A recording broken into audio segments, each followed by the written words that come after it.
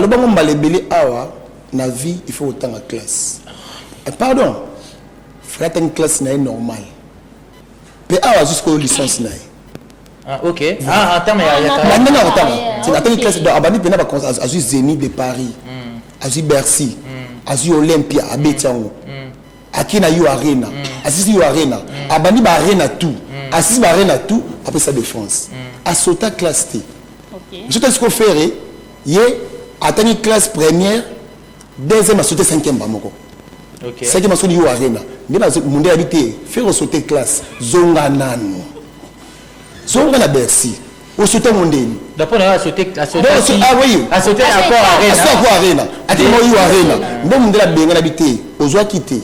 Zonga nanu encore arena. Soko zui Nous you arena pour ça de France. Vie à Rabongo. Il faut que tu aies en classe, normalement il faut la en classe. Il faut que Mais il y a un problème chez Fer. Fer a perdu toutes les stratégies communicationnelles. Auto et Bela Raïna va sens interdit, Auto et Bela Raïna va Zénith à l'époque. On ne sent pas Ferré. Voyez-vous? C'est vrai qu'aujourd'hui Ferré s'est réveillé. Avec force, il va doubler Adidas Arena, il a fait même ING Arena. Et prochainement, nous annonce double stade de Martyrs. C'est une bonne chose. Double stade de Martyrs et ça utopie.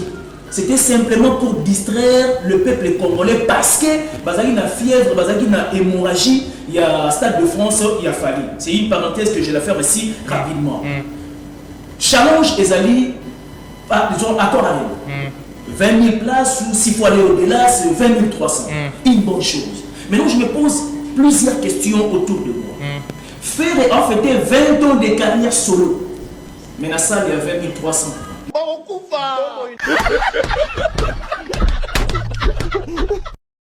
Tout ce qui est à Fali. Fala l'équipe n'a pas bon na boy. N'a pas Davido. Batika n'a pas jamais double stade. Batika a pas fait expliquer. Vous comprenez? À l'équipe en point. Non, il y a pas ça expliquer. Mais c'est monter l'Afrique awa. Avec un double stade. Non mais ça il faudra les signaler hein, parce qu'il fallait pour parler. Soit premier artiste africain qui fera double. Azate. Au tient un demi Azate. Nabou na boy, naba David, naba celui ba techno. Fallait l'équipe en tout cas na kawana. C'est ça. Ngana ba kanyo ça la vérité nanga. Ça dit non, fallait comme numéro 1 en Afrique. On met en puis on a triple. Pour ce kébité, si on va dimanche triple. Et puis comme numéro, on a 5e dans monde.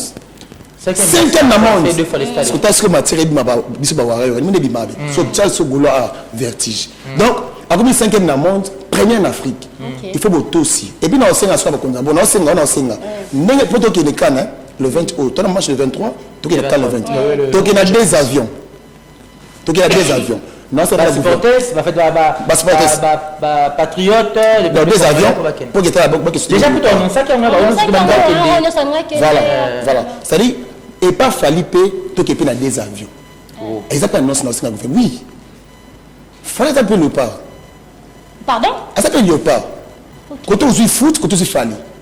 Mais ça, ça dit non, il y a une table. Ça dit que quand on joue musique, quand on joue foot. Et ça, quand on joue Fali, quand on joue foot. Tu joues foot, quand on joue Fali. Musique, tu es même quand on joue Fali, c'est musique foot. Pour sortir la musique en général, il faut ça Yemoko. Ou ça Marambouana. Abunda Yemoko. Donc, si on a musique, il y a belé, il y a 10, 15, il y a cette défense là, c'est bon. Donc, quand on joue musique, quand on joue foot. Mais la musique, quand on joue Fali, quand on joue sport. Mais puis quand on a un plateau, le bas qui se fait rigoler, c'est ça la monnaie on dit mal. Est-ce que soit tu ça concernant ça la monnaie à poto. Na ça la monnaie à poto. Ça la monnaie à poto. C'est monsieur Zali. Zali. Ça la monnaie à poto d'ailleurs arena. Et puis à jusqu'au Bercy on a na format 11 cas je pense. 11 cas. De 11 000 places mais on aura 20 000. Bah réduit du rideau. On en dit ce qu'on dit. Attends. Attends. Ok. Bon, il y a des membres de salle dans le Kinda. Mon dé la paix sera mon tout. Salle par rapport à la configuration et puis à la révolutive. Voilà. C'est-à-dire, ma personne va couper nous sommes à 11K. Batali, ce qui est si avant d'être on ajoute. Poni kapo ba la faire na 11K ba bakisa. Poni fallait ba na ba ya city. Poni fallait ba oui arena nyoso mamo. Pour faire ça de France tout mamo. Et puis fali Abota, Stade de France, na format, il y a 90 000 places. La configuration 80 000. Donc, il y a 80 000 places, et puis, il y a force, et comme il y a 90 000, 2 jours, il faut ça, 180 fans. Donc, il y a 20 ans, 180 000 personnes. on a fêté dans champagne 20 ans. Ce que fait on fêté dans champagne vous avez pas aussi. Il y a accord, en tout cas selon les infos. Non, il y a des billets qui se vendent. Sérieux, il y a des billets qui se vendent. Aux informations par rapport à l'accord. Non, justement, ce que je sache, c'est vrai que déjà la prévente, c'est qui le 5. Le 5, le 5 décembre. Oui. Il y a eu quand même un mouvement timide. C'est pas aujourd'hui la hier. Prévente. Hier, c'était le 9. Avant-hier. Le mardi, avant que je m'analyse. Parce que hier, c'était. Vous avez dit prévente les 5. Le 5 décembre et les 9. C'est vrai que déjà la prévente, le 5, il y avait une timidité. Mais tout ça pour oser croire qu'avec des Gaulois, la phénoménologie Mobondo est à la réalisme, est à la chimère fictive, est à la utopité. Je crois bien que faire écouter du fait qu'on fêtait 20 ans de carrière. Mais il y a un problème à Sifa, il y a un problème. Mais je voudrais te retrouver dans la même casquette. Il a fallu. Je voudrais vraiment te retrouver. Parce qu'avec Fali, tu as donné beaucoup de courage. Avec enthousiasme, n'est-ce pas? Pour constater un mot. Et avec un visage d'ailleurs, il n'y a pas de détendu. Je pense que. Non, il n'y a pas question de naïveté, c'était question d'ignorance. Parce que ceux qui déjà averti avant là, je ne pense pas que même ça va sortir médiatique pour nous révéler des choses au grand jour, pour revenir à intérêt na bango, voilà, na profit na bango. Moi j'estime que il y a un moment qui est passé à un moment donné autour le bango, que c'est une question même à ta artiste, parce que la musique c'est une science. C'est-à-dire quand on apprend dans la musique, il faut prendre aussi ses sous-branches pour protéger les artistes avec tes œuvres. S'il faut aller au-delà. Zoa les éléments basiques, il y a Sokoda. Sokoda a une mission, il y a défense. A une mission, il y a exploitation. A une mission, il y a gestion des artistes, musiciens et puis il y a acteurs dramatiques. Est-ce que réellement, bien fondé, les éléments basiques, on a balisé tout à l'heure. Batouana, bazala bénéficiaire comme l'a dit patient. C'est-à-dire, la plupart des artistes, ce sont des ignorants. Voilà pourquoi, au préalable, Kofi, Ouera, Jibe, pour n'illustrer que, exemple, naki kozala bénéficiaire, il y a œuvre ou musicien, il y a sala. Parce que ça, quand tu prends même, ils ont un nzembo belé à Kala. Banzem belé à Kala. Au moins, ce qu'on le calme sur YouTube. Quand tu vois par exemple ma belé, au moins, on a comme DJ Nico. Voilà, là c'est. Non, pas s'approprier. Au moins, DJ Nico a Zaganani.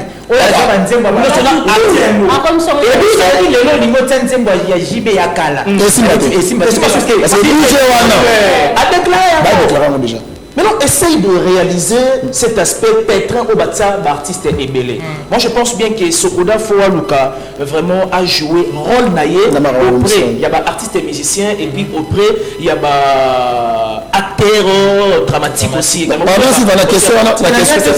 va aussi vous annoncer rapidement, avant de prendre la page rose, vous annoncer que la famille Matondo a la profonde douleur de pouvoir vous annoncer le décès de maman Brigitte Matondo Lutumba. Maman Brigitte Matondo Lutumba qui nous a quittés il y a quelques jours.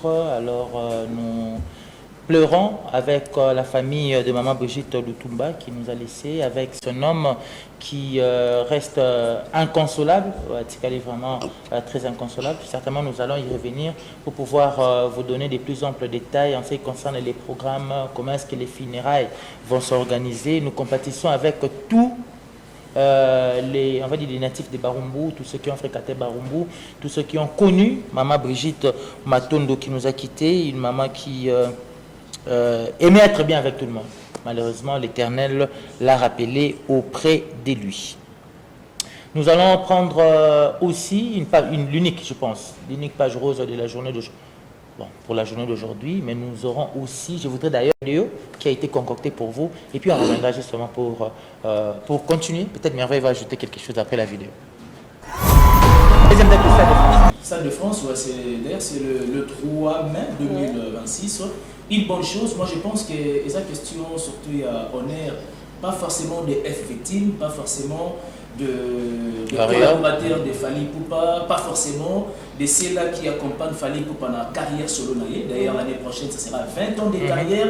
Et Fally nous a prouvé à suffisance qu'il a fallu au moins le faire très bien. Pas forcément bien, mais le faire très bien. Prévenez que Warrior va prouver à suffisance. La première date, même pas 2 mois à 3 mois, en tout cas, c'était déjà complet. Ça démontre la force de l'artiste en commençant de droit chemin vers XX. Ils ont 8e album, la carrière solo. Et j'estime que c'est vraiment l'honneur de toute une nation. Asifa, Merveille, Humberto Siku, Flavien Mavembo, le chirurgien dentiste, Émilie Mavembo Bolanda. Et donc, c'est vraiment un honneur. Parce qu'on a toujours dit que la culture, c'est une valeur. Parce qu'il y a une valeur, il faut te conserver. Et tant que tu conserver, tu dois accompagner un mot bien pour la honneur. Donc, moi, j'estime bien que la deuxième date, tu as déjà solo, il y a complet. Et pourquoi pas que l'artiste qui est au-delà même, il y a entendement. Il y a amoureux de la bonne musique. Et puis, il y a Warrior qui accompagner Fally, qui est soit troisième date. Il s'agit de Fally. Ça, c'est la véritable troisième dimension que Fally Ipupa nous a proposé. Nous a proposé patient KBA, réaction, Ben Alobia, que c'est. Les patients au micro normal, ça va. Ok, merci. Ben Alobia, il s'agit d'une troisième dimension où il fallait côté Sabiso. Vous savez, Moussala Makassi, en termes de promotion, de partout, et aujourd'hui, deuxième date déjà, Ndenge Tozoyoka, parce qu'en tout cas, on n'a pas encore suffisamment d'informations par rapport à ça. Du moins, dans le site Yafnak, qui est l'un des sites où l'on retrouve les billets de ces concerts. En fait, Charles ici, en tout cas, est-ce que ça vraiment est solo que oui, c'est vrai, parce que déjà, dans la FNAC, déjà, les billets sont souscrits. Le bas, la structure sous. Mais la FNAC, les billets sont souscrits. Depuis, c'était hier. C'est toi, la deuxième date, il fallait pas. Dans le bas, on va les billets, dans la vie, il faut autant de classe. Pardon, frère, une classe normale. Mais jusqu'aux licences. Ah, ok. Ah, en termes c'est la classe de Abani Pena à Zénith de Paris, à Bercy, à Olympia, à Bétiango, à Kenayu Arena, à Sisi Arena, à Bani Arena tout, à Sisi Arena tout, après sa défense. À Sota classe T. Je te dis ce qu'on fait, il y a une classe première, deuxième à sauter cinquième Bamoko. Cinquième à sauter Yu Arena. Mais dans le monde habité, faire sauter classe, Zonganano. Zonga na Bercy. Au sauter mon déni. D'après on a sauté à sauter. Ah oui. À sauter encore Arena. À sauter Arena. À sauter Yu Arena. Même monde la benga habité. Aux oies quitté. Zonga na encore Arena. Soko zui, nous Yu Arena après ça de France. Vie à Rabongo. Il faut que tu aies la classe, normalement il faut la classe. Il faut que cursus il y a les canons. C'est un peu qui est bien. Quand tu as Rabongo, ma belle monde ce qu'il fallait faire. Ça dit qu'il fallait pas aller le oyo. Na mukuse na ko ba clair ma que faire fallait pas. O asali biso lelo. Na mboka na biso na culture na biso. Tout ce que ba jina fallait. Fala lekina ba na boy. Na ba Davido. Ba tika ko beta jamais double stade. Ba tika a ko na expliquer.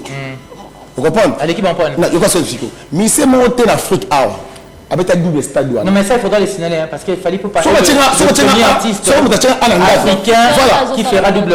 Azate, au tient un demi Azate. Nabu na boy, naba David, naba celui techno. Fallait l'équipe en tout cas na kawana. C'est ça. Na ba kanyon, ça la vérité nanga. Ça dit non, fallait comme numéro 1 en Afrique. On est en puis on est triple. Pour ce KBT, si on va dimanche écrit triple. Et puis, comme numéro, comme 5e dans le monde. 5e dans le monde. Parce que tu as ce que ma tiré de ma vertige. Donc, comme 5e dans le monde, premier en Afrique. Il faut beaucoup aussi. Et puis, on a aussi un soir, on a aussi le Cannes, le 20 août, on a marché le 23, on a le 20. Donc, il y a 2 avions. Donc, il y a 2 avions. Non, c'est pas patriote, des avions pour que déjà pour toi, ça qui voilà. C'est-à-dire, et pas Falipe, tout qui est dans des avions. Exactement, non, c'est oui. Fallait un peu le pas. Pardon? Ça s'appelle le pas. Quand on joue foot, quand on joue Fali. Non, ça soit, c'est-à-dire, non, il y a une table. Ça veut dire quand on joue musique, quand on joue foot. Et ça, quand on joue Fali, quand on joue foot. Ah, quand on joue musique, voilà. Quand on joue musique, foot. Quand on joue Fali. musique était même musique était côté aussi fali c'est musique foot pour sortir la musique en général fallait ça gagne moko ou ça makamwana abunda yemoko donc ceux qui ba musique ba belé ba 10 15 ba peut ça défense là c'est bon donc côté aussi musique côté aussi foot mais la musique ça côté aussi fali côté aussi sport mais puis que quand on a plateau le bas que se faire rigoler là tu ça la monnaie on dit est-ce que là soit tu ça soit concernant ça la monnaie na poto na ça la monnaie na poto ça monnaie na poto c'est monsieur Zali Zali ça la monnaie na poto ta yu arena et puis jusqu'au Bercy on a formé 11 cas je pense 11 cas de 11 000 places mais on a 20 000 bah réduit du rideau on en dit ce qu'on dit attends ok bon yo yebi mambo basal na poto lekinda mondela pesa ka mutu salle par rapport à la configuration et puis à la évolutive voilà c'est-à-dire ba personne ba ko ba nona msuna 11 batali ce qui est sili avant d'être on ajoute poni ka ba na faire na 11 ka ba bakisa poni fallait ba na ba ya city poni fallait ba oui na nyoso mamo on fallait ça de France tout mamo et puis fallait abota Stade de France wana na format donc il y a 90 000 places la configuration 80 donc à 80 000 places et puis ba bakisa ba force wana si wana et comme 90 donc 2 jours wana faut ça 180 fans donc c'était 20 ans 180 000 personnes oh on fêtait na champagne 20 ans là ce que fait on fêter na champagne na bout mikoloko passe aussi il y a accord en tout cas selon les infos non il y a des billets qui se vendent sérieux il y a des billets qui se vendent aux informations par rapport à l'accord non justement ce que je sache c'est vrai que déjà la prévente c'est qui le 5 le 5 le 5 décembre il y a eu quand même un mouvement timide c'est pas aujourd'hui hier prévente hier c'était il y a pas vente le 9 avant-hier le mardi avant que je m'adresse parce que c'était vous avez prévente les 5 et donc le 5 décembre et les 9 officiellement.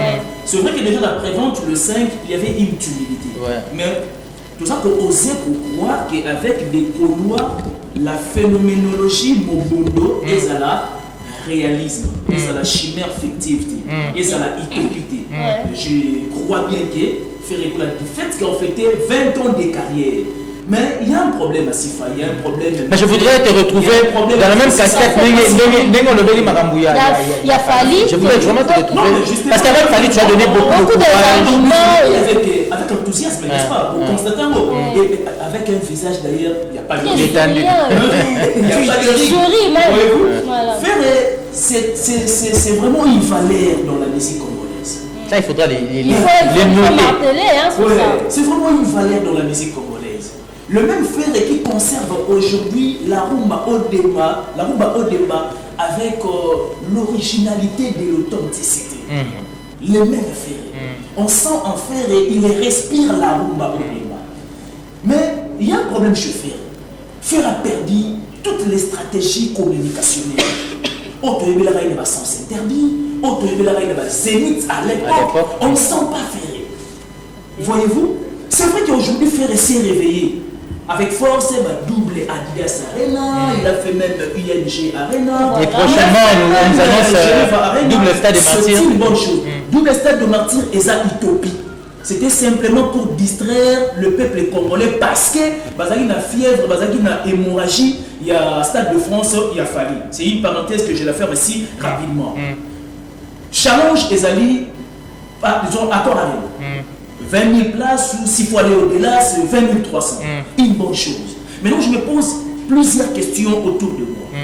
Faire en fait 20 ans de carrière solo. Mais dans ça, il y a 20 300. Tout en ignorant. Non, mais attendez.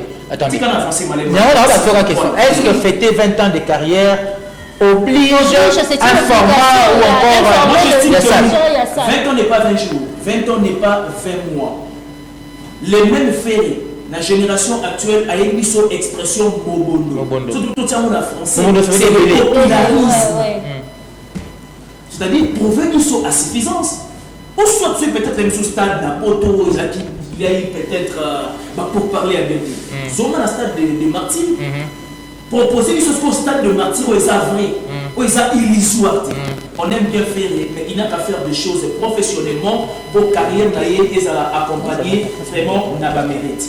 Moi j'estime bien que Nathan déjà va faire une billetterie officiellement, tout sentir bagolois, tout sentir bateau trésor congolo à format avec un gladiateur parce que na yoka qui est gladiateur avec agressivité. Donc trésor congolo auprès de Ferré, il forme des koulouna. Comment ça? Bon, je l'explique clairement. Affirmation Oyoka tozo affirmer qu'il ne peut pas même de Gaulois. Il s'agit de la différence, établissez la différence entre Gaulois et gladiateur. Habiter gladiateur et Zalaka, si on finit ferré, na 15h juste, il y a na 15h 1 minute, on a pour ça un soubassement, il y a continuité à finir au c'est-à-dire, il forme les Koulouna. Les Koulouna, il y a pas beaucoup. Koulouna ya macheti, il y a pas Koulouna ya macheti. Il y a nyonso na macheti na. Quand est-ce que tu peux placer ou soit situer Koulouna? Parce qu'il y a agressivité. Un bateau, il va perdre l'éducation. Tu peux pas dire, c'est une mission pour sortir, il va rater, il va domicile, il va mission pour le banda. Parce que mon toit a bien éduqué. Parce qu'on a catégorisation avec l'éducation. On a mon toit éduqué, très bien éduqué. Nous avons des non-éduqués. Namuto aza mal éduqué. Je m'explique. Muto aza non éduqué. Et ça, Muto aza bénéficier de l'éducation. Muto aza mal éduqué. Après, ça a bon sens, mais ça non éduqué. Muto aza mal éduqué. C'est-à-dire que Muto a l'éducation, mais aza un bien éduqué. Muto aza bien éduqué. D'ailleurs, Muto aza dans le bon sens. Aza la civilisation, j'en passe. Donc, moi, j'estime bien que challenge les Zawana. Faire un triple matin. ATP. Ok. Alors, c'est pas forcément ça notre sujet. Rapidement. Pardon. Koloba Bagolois, ça l'effort pour la personne tonda. Ils ont passe. Parce que qui me bonda Bagolois et ban raté. Qui me bonda Bagolois et ban kaka na Koloba. Le Gola me bondoté. Pour ceux qui font un gola, avec ma gola, ma bondo. Merveille. Et vous voyez que non, ma billetterie, et nous sommes en minute à côté. Donc, parce que. Et ça vous 2 jours. On va que faire un gola. Ma gola, pas ma bondoté. Non, c'est ce que je veux dire. On va que faire un gola. Azana na groupe qui a bien la mobondo. Donc, na boire comme moi. Parce que ceux qui sont là, mais tout le monde a ça avec plein. Mais c'est la billetterie, mais pas faut d'avoir et si là. Dans le corps. Mais bon, vous avez la mon encore. Donc, on a bien silité. Mais bien, alors, tu as ça à 3 jours, 4 jours, vous avez mon bondo. Ça à 3 jours, 4 jours, tu as mon bondo. Même jour 12 heures, 18 tu n'es pas facile. Dans mon coup, c'est Bagoua, Bazaba Fénéa. Et puis, tu as la chute, excusez-moi, on a interrompu la patience. Mais bien, je fais ça. La lissole bouillée, hein. Au bien, ça l'a peiné. Le monde a fait Robert à échanger. À ça, même la carnaval. Pourquoi? Ouais! Oui, bien, bon, assez fort pour le c'est ça, quand même.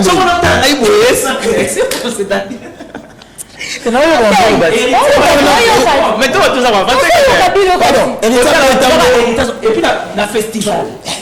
À nos salles, la spiritualité. On le bac, à la communication. Mais à la festival, Obi? Sinon, qu'il y a une époque. À la festival, comme au carnaval, pardon. Et tu as fait ton appégati. Et puis, à Kinshasa. Bah, pour ça, même là, la seule bagabo, la seule même triqué, la seule même belé, bah, je suis à mon combat, pas à la mamote.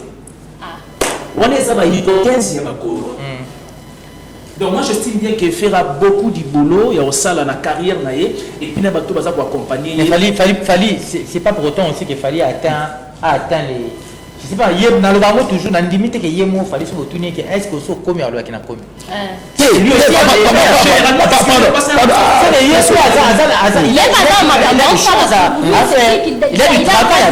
a beaucoup de boulot. Il y a trop des imperfections à relever. Côté ferré. Moi, j'estime, à mon humble avis, et j'estime bien que les causes à payer beaucoup, n'a pas bon conscient.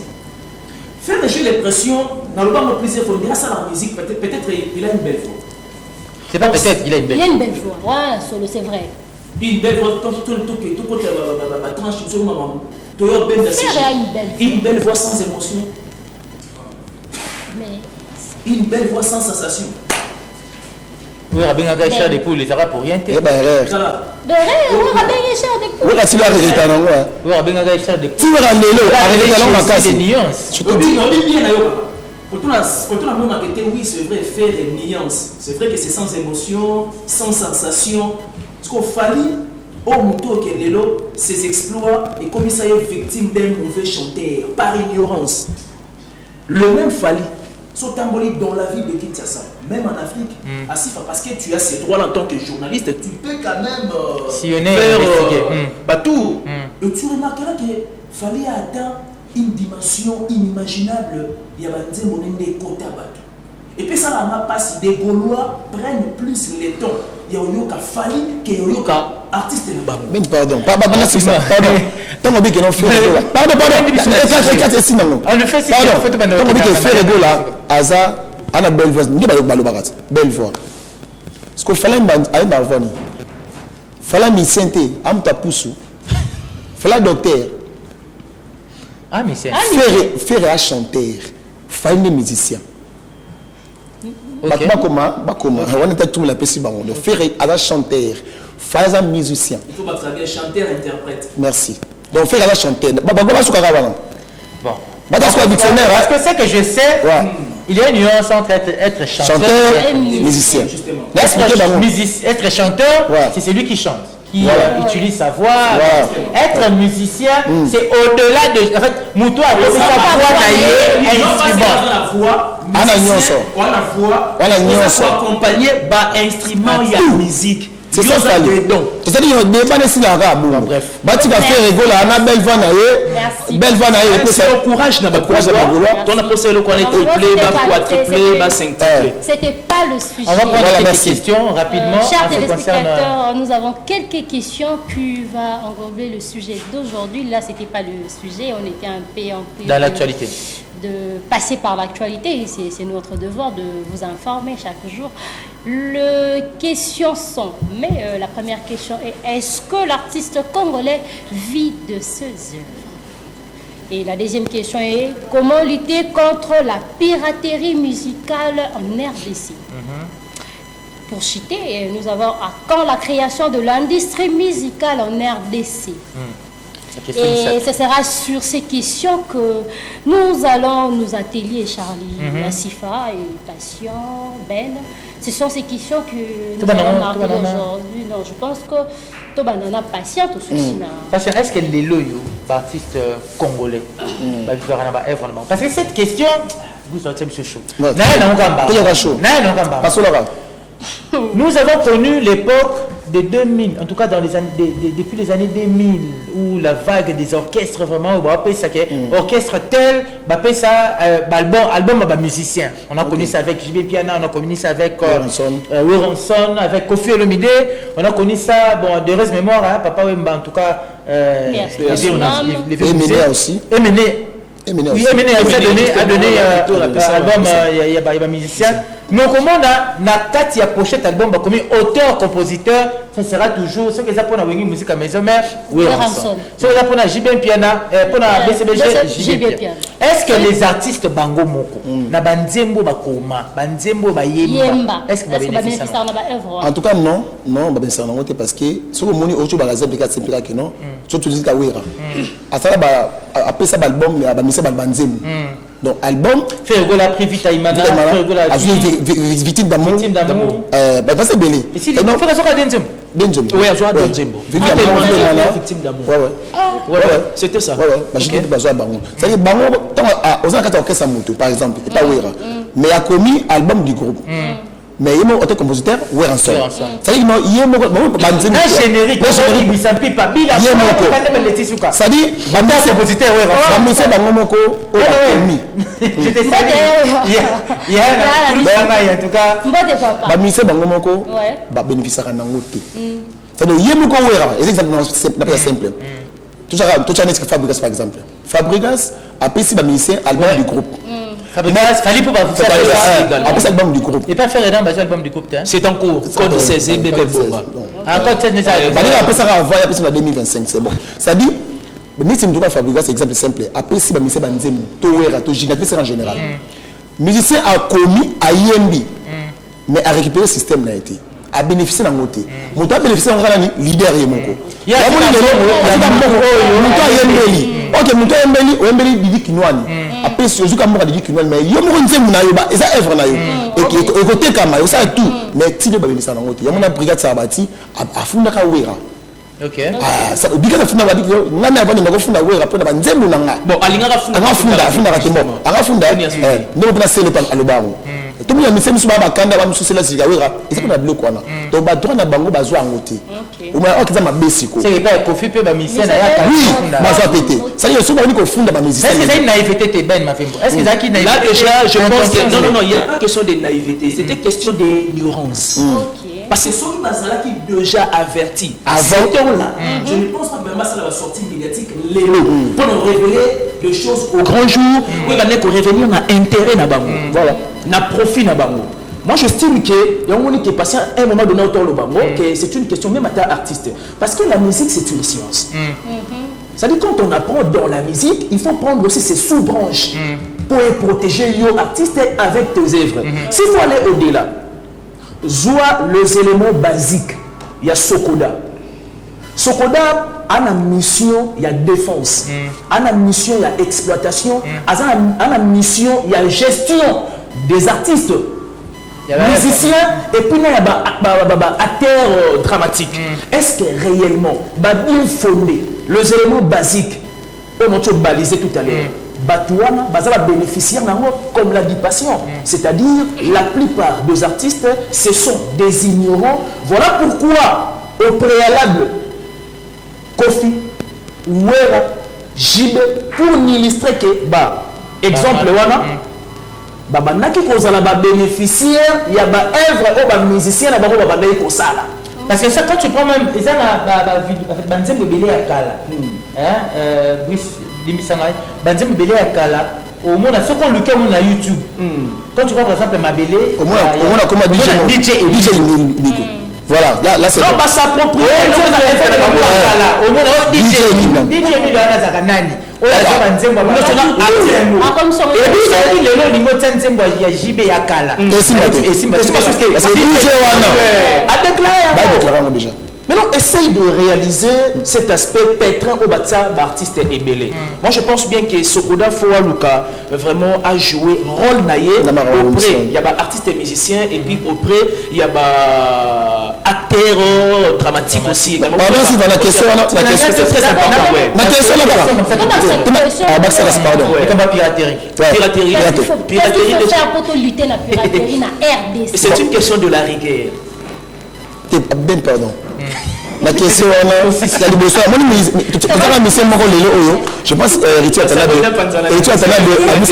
album du groupe les évangiles et Ritu Atanabe na style soit na mission pina a commune de Munaï et Ritu tikeli tanaï dans organiser dans Munaï on est héritier d'abord officiellement à Paris l'un des rares artistes voilà héritier en ça là déjà pour ne pas atteindre la mission on est ça le gouvernement parce que dans le monde la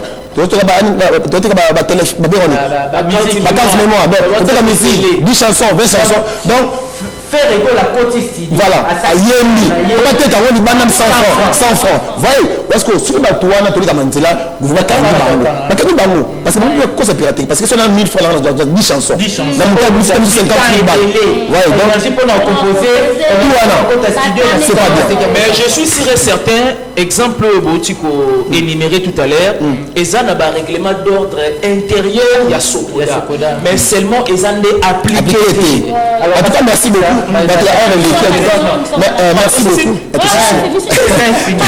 merci beaucoup merci beaucoup ce 14 ici le 13 au nom de Bosso donc tu as l'habitude na 8e rue na Marco 6 donc producteur Fou de Jésus na ex-Panier on a 8e rue en tout cas Fou de Jésus merci beaucoup et puis merci beaucoup la fondation Bouvé na Osala merci beaucoup la fondation Bouvé et puis la bonne sanité studio photo Rachel Ramsey monsieur tout kutana na Matongi wana en face à pas ça la grâce en face na wana comment c'est studio kitoko ya Rachel Ramsey la personne merci beaucoup et puis les 19 oyo biso tout na boum chaka ils a 15 ans il y a Romeo Zakwan le grand gérant à côté 15 ans là quand chez Dema na boum chaka tout tous les 19 on a champagne à mort donc nous avons fait quand boum chaka pour nous faire mais là nous lingi tout les 19 on et puis la suki sina Bonheur Sable, vous avez besoin de Kayas, tout le monde a Bonheur Sable, on a tiré le numéro de téléphone. Voilà.